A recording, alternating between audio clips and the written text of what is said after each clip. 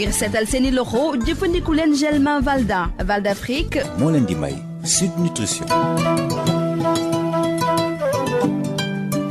asalaamaaleykum mbokk déglukat yi docteur Bintou Cheikh Seck maa ngi lay nuyu. maa ngi lay fay Nozali. suñu chronique numéro 180 soxal suukar yi nga xam ne dañuy làkkatu ci ñam yi. docteur lan mooy sucre caché maanaam suukar goo xam ne dafay làkku. en fait suukar boobu nga xam ne dañu ne sucre ni ñu koy waxee ci nasaraan sucre caché maanaam suukar la boo xamante ne dafa nëbbatu mooy suukar boo xam ne dañ ko dolli ci benn ñam boo xam ne xëy na warul woon am sax suukar mais ñu dolli ci suukar boobu te ñun ñii di lekk ñam yooyu xamuñu ni ma nga fa. am na ñu bari ñuy déglu ñoo xam ne dañuy daw suukar parce que dañ xam nañu ni suukar su bari baaxul ci suñu wérgu yaram waaye li ñuy daw ci suukar bi ñuy dolli ci seen café yaag ak seen meew yaag ak seen soow yi nekkate fekk na am na suukar yu bari yoo xam ne dañ koy lekk mais du ñu xam ne ñu ngi koy lekk parce que mi ngi ci ay ñam yu ñuy jënd ci ñu ngi wax aliment transformé maanaam ay ñam yoo xam ne ñu jël fa ñu naturel woon ñu am luñ ci def ñu koy wax aliment industriel aussi di ko jaay ci grande surface yaag ci boutique yaag yooyu nekkate yooyu ñam yooyu am na suukar su bari bu ci mën a nekk mais du suukar soo xamante ne ñun dinañu mën a xam ne ma nga fa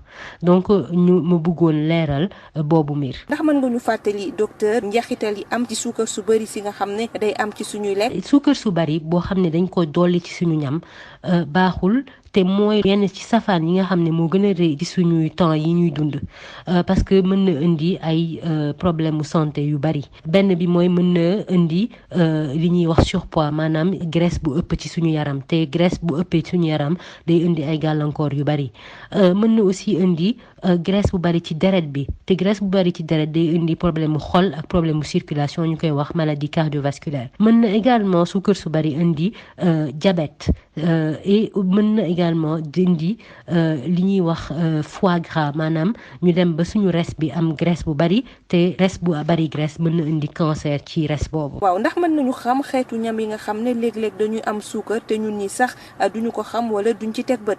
taamu naa juróom-ñetti ñam yoo xamante ne dafa am suukar te suukar soosu xamuñu ni xëy na mi ngi fa bi njëkk mooy lépp luy xeetu soos. yu ñu nga xam ne dañ ko togg ba pare di ko jaay sauce wala ay condiment maanaam ñuy dolli ci suñu ñam yi pour xëy na neexal ko wala changer goût bi tuuti sauce yooyu comme ay sauce tomate par exemple am na ay sauce tomate yu ñuy jaay pour nga ñu boole ko ay pâtes lekk ko mais aussi ay sauce barbecue wala sax ketchup yooyu yëpp dafa bari suukar. ñaareel bi mooy soupe yi nga xamante ne dañ ko togg ba pare di ko jaay ci supermarché yi soupe yooyu donte ay ñam yu am xorom la mais aussi ñam yu bari suukar lay doon.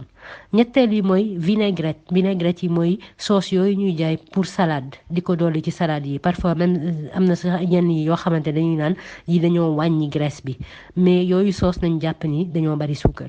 ñeenteel bi mooy lépp liy charcuterie mooy ay jambon ay saucisson ak yu de xeet yooyu noonu nga xam ne xorom si souvent lañ ciy ràññee mais en fait buñ ko xoolee bu baax dañuy gis ni dafa am ci biir li ñuy wax sirop de glucose maanaam suukar la boo xam ne dañ ko ciy dolli pour mën a conserver ko pour mu yàgg te du yàqu. juróomeel bi mooy souvent ñam yi ñuy wax ne dañu wàññi seen graisse ñu koy wax aliment allégé par exemple am na ay biscuits ay bonbons yoo xamante ne dañoo wàññi graisse bi pour maanaam ñiy régime wala ñiy moytu graisse mais yooyu souvent dañuy bari suukar parce que bu ku dindi graisse ci benn ñam da ngay wàññi cafka bi donc ñoom dañuy dolli suukar si pour que cafka boobu mën a neex. juróom-benneel bi mooy yooyu yi ñuy wax céréales petit déjeuner maanaam yooyu pepp yoo xam ne dañ ko transformé di ko jaay ci ay boîte souvent yu bari couleur nga xam ne xale yi lañ koy jëndal ñu koy ndekkee boole kook meew di ko nekkee yooyu céréales même ñi nga xamante ne sax dañuy naan pour jigéen yi régime laak wala koo xam ne da nga bëgg sa cholestérol wàññeekook yooyu yëpp yooyu céréales dañoo bari suukar loolu ñu jàpp ko. juróom ñaareel bi mooy lépp li nga xamante ne mooy xeetu mburu ñu koy wax pain fantaisie yi nga xam ne comme pain de mie pain au lait même biscotte yooyu yëpp dañoo bari suukar te suukar soosu pour neexal la mais aussi pour conservation bi maanaam ñu mën a yàgg te du ñu yàq ko bi may mujjëlee mooy yaourt yi nga xam ne dafa am fruit ci biir wala ñu def ci vanille yaourt yooyu yëpp dañoo bari suukar maanaam potu yaourt buñ ci jël bu ndaw bi mën na am 3 ba 4 bekk suukar. kon nag docteur nu ñu mën a def ba moytandiku suukar yooyu nga xam ne dañuy làkku ci lekk yi. alors koo xamante ne mi ngi déglu nga xam ne dafa bëgg moytu suukar bu baax a baax et surtout dafay daw feebar yi ñu doon wax.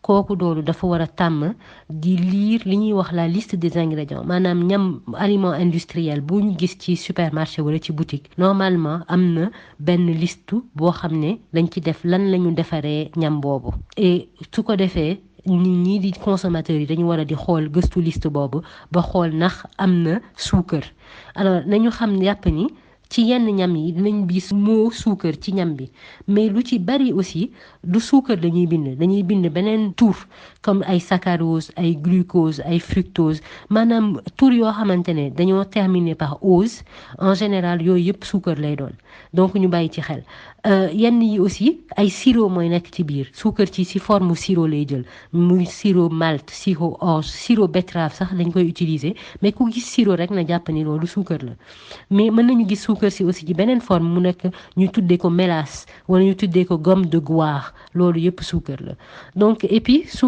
fekkee ni nit ki mi ngi lire liste ingrédients bi am benn tur bu ko ci jaaxal leeru ko ndax suukar la am déet yomb na dañuy dem ci internet rek xool ndax loolu suukar la donc daal ñu jàpp ni nañu tàmm di lire li ñuy jënd ñu gëstu ba xam lan moo ci nekk ndax ñu mën a moytu suukar su bari si moytu feebar aussi yi suukar su bari mën a indi. nga fàttali suñu page Facebook. alors page Facebook bi mooy Sud Nutrition ma leen di ñaax ngeen gën a bari ñëw seet si ñu laaj ñu seeni laaj suggéré ñu aussi ay thèmes yoo xam ne da ngeen bëgg ñu waxtaanee ko ci Sud Nutrition et xam leen ni que toutes nos chroniques passées ñu ngi ko posté ci Sud Nutrition ci Facebook. may jaajëfal Val d'Afrique di la jaajëfal docteur Bintou Cheikh Seck. jërëjëf Rosalie.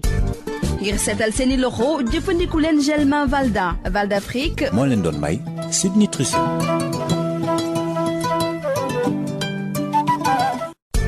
Le gel main Valda, efficace sur 99% des microbes. Val d'Afrique vous offre Sud Nutrition. Bonjour chers auditeurs et bonjour à vous docteur Bintou Cheikh Seck. Bonjour Rosalie. Pour notre chronique numéro 180, attention au sucre caché. Docteur, qu'entendez-vous par sucre caché? Le sucre caché, c'est du sucre qui est présent dans un aliment alors qu'on s'en douterait pas, alors qu'il n'a pas lieu vraiment d'être ajouté à l'aliment. Alors vous savez que beaucoup parmi les personnes qui nous écoutent sont conscients des dangers de l'excès de sucre dans notre alimentation. Ils pensent éviter le sucre en évitant les bonbons, les pâtisseries, les sodas, les aliments qui, bien sûr, ont du sucre, très évidemment.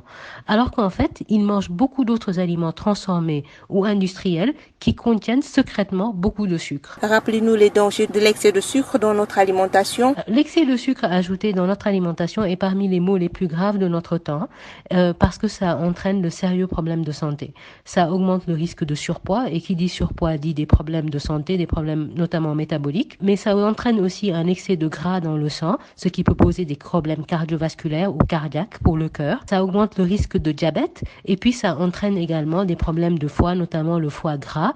Et un foie gras, ça peut provoquer un cancer du foie. Et quels sont ces aliments qui sont secrètement sucrés? Alors j'ai sélectionné 8 aliments qui contiennent du sucre secrètement, du sucre qu'on ne penserait pas contenu dans ces aliments-là. D'abord, il y a les sauces et les condiments prêts à la consommation, comme les sauces tomates pour les pâtes par exemple, mais aussi les sauces barbecue, les sauces comme le ketchup.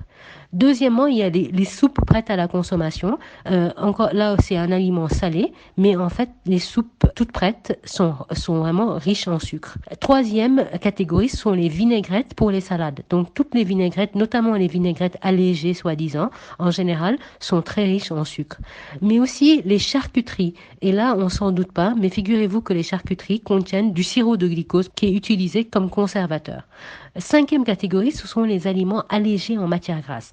Il y a toute une industrie qui fabrique des aliments diététiques soi-disant, par exemple des biscuits allégés en matière grasse, mais en fait, pour procurer du goût, ces biscuits-là sont en revanche très riches en sucre. Sixième aliment, ce sont les céréales petit déjeuner. Donc il y a plusieurs marques, mais les céréales petit déjeuner qu'on va souvent acheter pour les enfants, mais aussi pour les adultes. Et même celles qui semblent les plus simples ou celles qui ont l'air d'être vraiment nature, entre guillemets, eh bien, ce sont des céréales qui sont très, très riches en sucre. Et septième catégorie, ce sont les pains fantaisie. Par exemple, le pain de mie, le pain au lait, les biscottes même sont très riches en sucre. Et enfin, il y a les yaourts aromatisés, c'est-à-dire les yaourts qui sont aux fruits ou à la vanille. Il y a en général 3 à 4 morceaux de sucre ajoutés à ces yaourts. Docteur, que faire pour débusquer les sucres cachés? Alors, si vous voulez vraiment éviter le sucre, il faut toujours lire la liste des ingrédients des aliments industriels où le mot sucre peut figurer, mais le plus souvent, le sucre est listé autrement.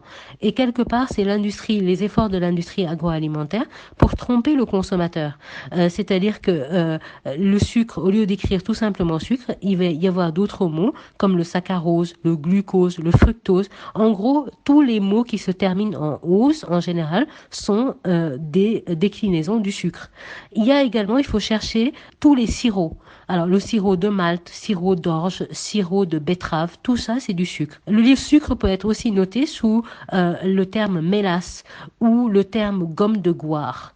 Voilà. Et quand on a un doute sur un ingrédient et qu'on se demande si c'est du sucre ou pas, eh bien, il suffit de consulter Internet sur le champ, de s'informer et de mieux choisir les aliments industriels qu'on consomme pour limiter notre consommation de sucre ajouté. Rappel pour notre page Facebook. Alors, je vous invite à venir encore plus nombreux sur la page Facebook Sud Nutrition où on a posté toutes les chroniques passées. Et puis, si vous avez des questions, des observations et des suggestions de thèmes, venez nous les présenter sur la page Sud Nutrition sur Facebook. Merci à Valdafrique et à vous, Dr Bintou Chersek. Merci Rosalie.